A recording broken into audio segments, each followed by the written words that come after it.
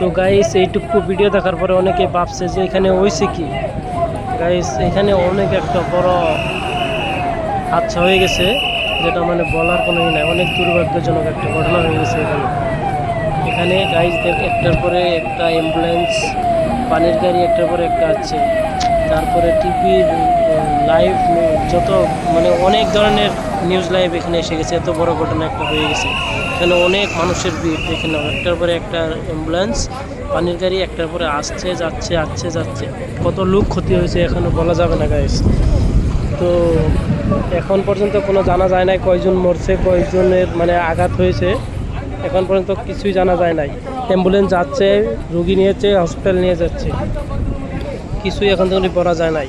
বড় বড় যেগুলো আন্ধ্রার মানে মিডিয়া আছে সেগুলো এসে গেছে, TV5, TV6, টিভি নিউজ অনেকগুলো এসে গেছে।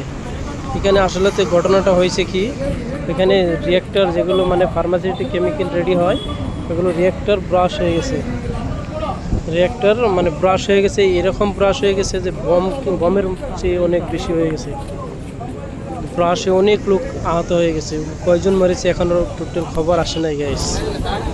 এইখানে আমরা যে কোম্পানিতে কাজ করি, আমাদের কোম্পানির সাথে আরেকটা কোম্পানি আছে, সেই কোম্পানিতে এই ঘটনা হয়ে গেছে। ঘটনাটা হয়েছে প্রায় 2:20 মিনিট টাইমে। এখন 6টা বেজে গেছে, এখন পর্যন্ত মানে অ্যাম্বুলেন্স, পানির গাড়ি যাচ্ছে রানিং আছে। অ্যাম্বুলেন্স মিনিমাম 40 থেকে 50টা যাচ্ছে, একবার আছে নিয়ে যাচ্ছে, রেখে হসপিটালে আবার নিয়ে যাচ্ছে। এত বড় একটা মানে ঘটনা হয়ে গেছে এখানে, এত ভয়ঙ্কর ঘটনা হয়ে গেছে। এখন পর্যন্ত লোক মানে উদ্ধার করছে পুলিশ, আর্মি, মানে অনেক